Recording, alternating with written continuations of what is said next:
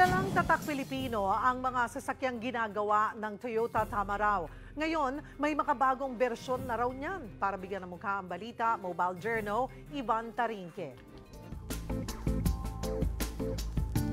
Opisyal nang inilunsad ngayong umaga ang isa sa pinaka-iconic at pinaka-pinapangarap na sasakyan sa Pilipinas, ang Toyota Tamaraw.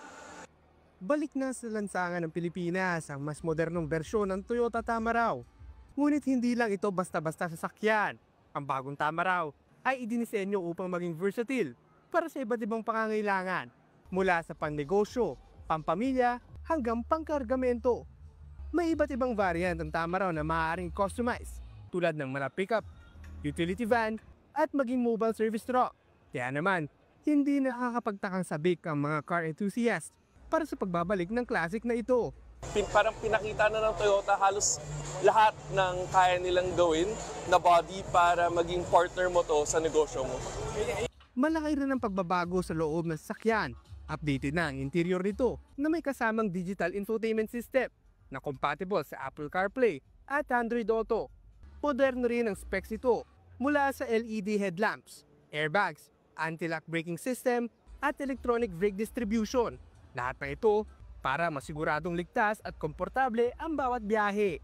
At ang nakakagulat, ang starting price ng Tamaraw ay nasa 937,000 lamang para sa 2.4-liter drop-side diesel manual variant. With our conversions in many of our locations, including the drop-side pickup truck, the utility van, the mobile service truck, the possibilities are endless with the Tamaraw. Sa bagong henerasyon na ito, imagination at budget mo lang talaga ang limitasyon sa dami ng variants at configurations. Siguradong may Tamaraw na para sa bawat pangangailangan. Sa mahabang kasaysayan ng Toyota Tamaraw sa bansa, marami ang lumaki kasama ang klasikong sasakyan na ito. Ngayon, sa bagong henerasyon ng Tamaraw, tila ito rin ang sasakyang kinalakihan ng susunod na henerasyon ng mga Pilipino. Mobile Journal, Ivan Tarinque po, hatid ang mukha ng balita.